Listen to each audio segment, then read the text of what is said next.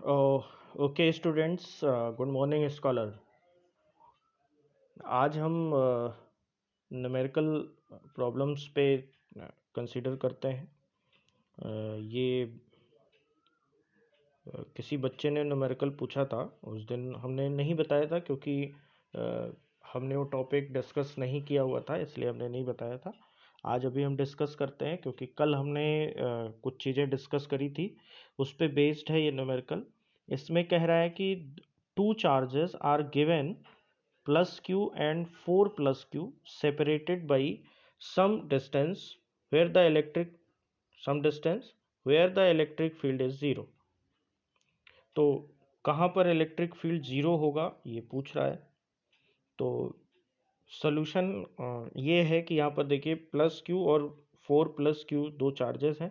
इसको हमने x distance ले लिया, जो दोनों के बीच का डिस्टेंस है। अब हम देखेंगे, कह रहा है कि कहाँ पर इलेक्ट्रिक फील्ड जीरो होगा। तो कहाँ पर जीरो होगा, हमने जैसे कल पहले हमने जो है डिस्कशन यहाँ पर किया हुआ था कि इससे पहले वाले चैप्टर में कि यहाँ पर देखिए, इसमें कह रहा है कि the electric field will be zero at a point near a smaller charge when the system consist of two opposite and unequal charges. ठीक है।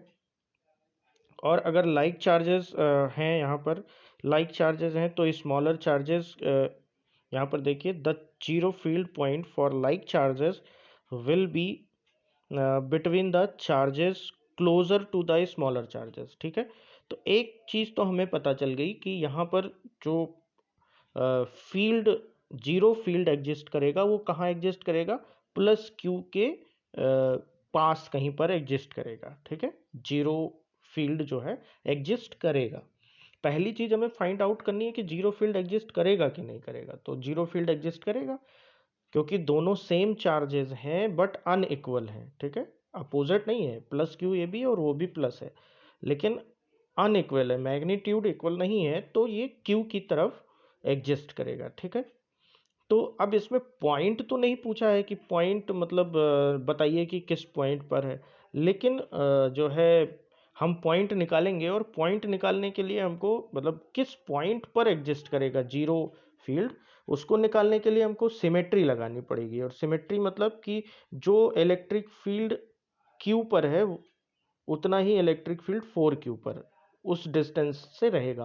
यानी दोनों जीरो होंगे तभी जीरो होगा। यानी इसका कहने का मतलब ये है कि ये जीरो तो electric field field zero exist कर रहा है। ठीक है। यानी वेक्टर फील्ड जीरो एग्जिस्ट करेगा।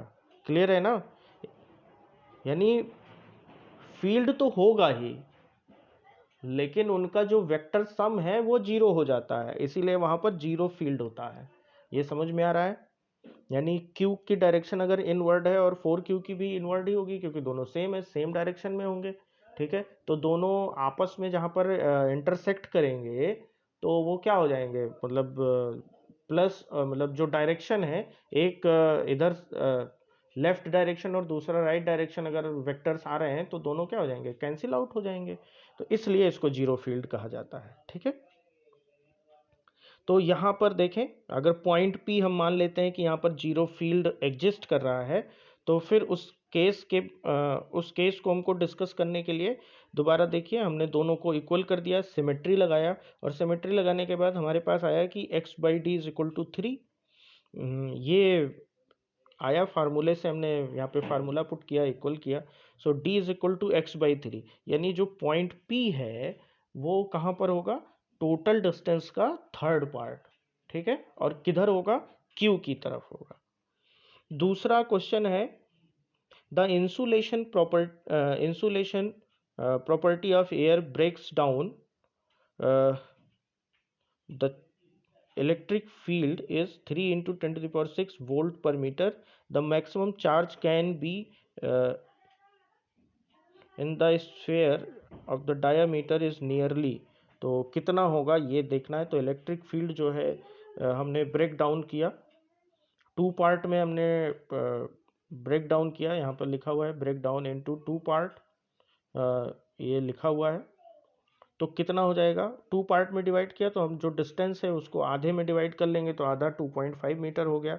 और उसके बाद इसमें हम फार्मूला लगा देंगे, और वो फार्मूला लगाने के बाद इसको इक्वेट करेंगे, जो कि इसको फिर सॉल्व करके 2 × 10⁻³ कूलाम आएगा। ठीक है, तो आप लोग इसको सॉल्व करेंगे, ठीक है, और फिर मुझे उसका नोट्स बनाएंगे फाइनली। ठीक, क्लियर। अब हम बात कर लेते हैं property of electric field lines.